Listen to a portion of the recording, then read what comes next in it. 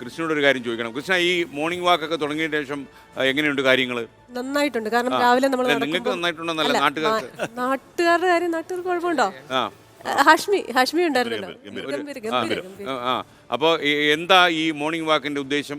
Morning വാക്കിന്റെ ഉദ്ദേശം എന്ന് പറഞ്ഞു കഴിഞ്ഞാൽ ആൾക്കാർ മോർണിംഗ് സൂക്ഷിച്ച് ഉപയോഗിച്ചില്ലെങ്കിലുണ്ടല്ലോ MOU അതും വരും. ശരിയാ, ഉപയോഗിക്കണം. തീർച്ചയായും ആകാതിരിക്കട്ടെ. നമ്മുടെ ഉദ്ദേശം എന്ന് പറഞ്ഞു കഴിഞ്ഞാൽ നാട്ടുകാരോട് കൂടുതൽ അടുക്കുക, അതേപോലെ തന്നെ മാനസികമായും അതെ, ഓരോ ദിവസവും നമ്മൾ ഓരോ സ്ഥലത്തും ചെല്ലുമ്പോൾ കൂടുതൽ ആൾക്കാർ ഇത് വരുന്നുണ്ട്. അവരെ TV-യിലൊക്കെ കണ്ടിട്ട് പുറത്തിറങ്ങി വന്ന് നമ്മളോട് സംസാരിക്കുന്നത്. ഒരു പരാതിയുണ്ട്, നമ്മുടെ പ്രജിൻ പാടുന്നത് കണ്ട് കൃഷ്ണയും പാടി തുടങ്ങുന്നു. വ്യാപകമായ പരാതിയാണ്. മാത്രമല്ല ഒരു പഴഞ്ചൊൽ പ്രപഞ്ചവും വന്നു വെട്ടം മണി വഴി ആന മുക്കുന്നത് കണ്ട് അത്യാവശ്യം പാടും. പക്ഷേ ഇന്ന് നടക്കാൻ പോയപ്പോഴേ അവസാനം വൈൻഡ് അപ്പ് ചെയ്യാൻ സമയത്ത് നാട്ടുകാരൊക്കെ വന്നു, എല്ലാവരും പരിചയപ്പെടാം.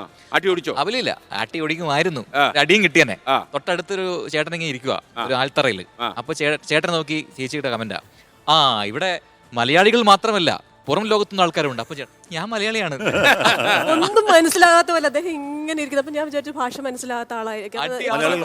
ബംഗാളിൽ നിന്ന് എത്തിയവരുണ്ട്. അദ്ദേഹം അത്രയല്ലേ പറഞ്ഞുള്ളൂ. അദ്ദേഹത്തിന് ക്ഷമയുടെ നെല്ലിപ്പലക അല്ലെ, മലയാളികളല്ലാത്തവരും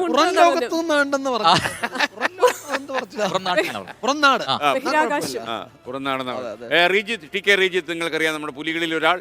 റീജിത്തെ 6 കൊല്ലം ആയോ, പൂർത്തിയായോ? പൂർത്തിയായി. ഞാൻ ഈ വാർത്തായാത്രയ്ക്കൊപ്പം തുടക്കം മുതൽ തന്നെ ഉണ്ട്. വലിയ സന്തോഷമുണ്ട്. വലിയ കഴുത്തിൽ സ്വർണ്ണമാലയുണ്ടോ? ഇല്ലല്ലോ. ഇല്ല, ഒരു ബട്ടൺ തട്ടിയിട്ടേക്കുന്ന പോലെ സാധാരണ ആൾക്കാർ സ്വർണ്ണം. ഞാൻ അങ്ങനെ ഒന്നും ഉപയോഗിക്കാറില്ല. ഞാൻ കയ്യില് മോതിരമില്ല, അതൊക്കെ ഞാൻ ഇതൊക്കെ ഒരു തന്ത്രത്തിന്റെ ഭാഗമാണ്. ഉപയോഗിക്കാറില്ല. എനിക്കൊരു അസ്വസ്ഥത ഫീൽ ചെയ്യും. ഞാൻ സിമ്പിൾ ആണെന്ന്. സിമ്പിൾ ആയതുകൊണ്ടല്ല, ഞാൻ അങ്ങനെ ഒന്നും ഉപയോഗിക്കാറില്ല. പിന്നെ എന്തൊക്കെയാണ് അതുപോലെ താങ്കൾ ഒരു കോടീശ്വരനാണെന്ന് ഞാൻ പറഞ്ഞാൽ ഞാനത് നിഷേധിക്കില്ല. എനിക്കത് കേൾക്കാൻ ആഗ്രഹം ഉണ്ടെങ്കിലും ഞാനത് നിഷേധിക്കും. ഏക്കറുകണക്കിന് സ്ഥലം, ഒരുപാട് വീടുകൾ, മുന്തിരിത്തോട്ടങ്ങൾ. ഹാഷ്മി ചേട്ടനാണ് ഇവിടുത്തെ എല്ലാവരുടെ സ്വത്ത് വിവരങ്ങൾ അറിയാം. അതെന്താണെന്ന് അറിയാം. നിങ്ങൾ എന്തുകൊണ്ടാണ് പാവങ്ങളുടെ മമ്മൂട്ടി എന്നൊക്കെ വിളിക്കുന്നത്? അതെ, സ്നേഹം വല്യോണ്ടാ വലുത് എന്നുള്ളത് ഹാഷ്മിയുടെ ഒരു നയപരിപാടി. വിജയകുമാർ, ഈ ഒരുപാട് സമ്പത്തുകൾ കുന്നുകൂടുക, അതിന്റെ മുകളിൽ കിടന്ന് അഭിരമിക്കുക, ഇതിനെക്കുറിച്ചൊക്കെ വിജയന്റെ ഒരു അഭിപ്രായം എന്താ? എന്തത്? പണം കണ്ടാ പിടിക്കും, പണം കണ്ടാ പിണവും വാ പൊളിക്കുമെന്നല്ലേ പറയുന്നത്? ദാനം ചെയ്യണം, ആളുകളെ, പാവങ്ങളെ സഹായിക്കണം. പണി നിർത്തും. ഞാൻ കഴിഞ്ഞ ദിവസം സത്യസന്ധമായ കാര്യം പറയാം. എന്നോട് പറഞ്ഞ് 2 കോടി രൂപ കിട്ടിയാൽ പണി നിർത്തും. എന്നോട് പറഞ്ഞു, എന്നിട്ട് ഞാൻ വരും. അതുകൊണ്ട് ഓഫീസിന് 24 കാക്കനാട് ഓഫീസിന് താഴെ വന്ന് വിളിക്കും. വിജയ ഫ്രീ ആണോ, ഒന്ന് ഇറങ്ങി വരും, ചായ കുടിക്കാം. അപ്പൊ ചോദിക്കും, SKനൊക്കെ അവിടെ ഉണ്ടോ ഇപ്പോഴും? പിന്നെ ഗോപിയാണോ ഇപ്പോഴും എക്സിക്യൂട്ടീവ് എടുത്തത്? എന്താണേ വല്ലോ നടക്കുമോ? അതല്ല, റീച്ചിന് 2 കോടി ഉണ്ടായ ഞാൻ പ്രതീക്ഷയെന്തറിയോ, എടാ SK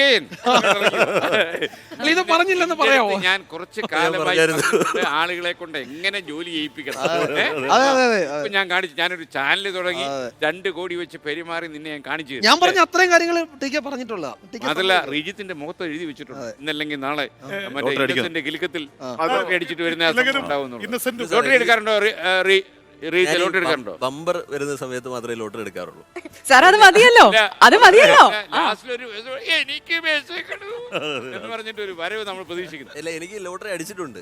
ഞാൻ മുമ്പേ നമ്മുടെ ഓഫീസിൽ നിന്ന് എല്ലാവരോടും കൂട്ടമായി ലോട്ടറി എടുത്ത സമയത്ത് അടിച്ചിട്ടുണ്ട്. അടിച്ചിട്ടുണ്ടോ? അടിച്ചിട്ടുണ്ട്.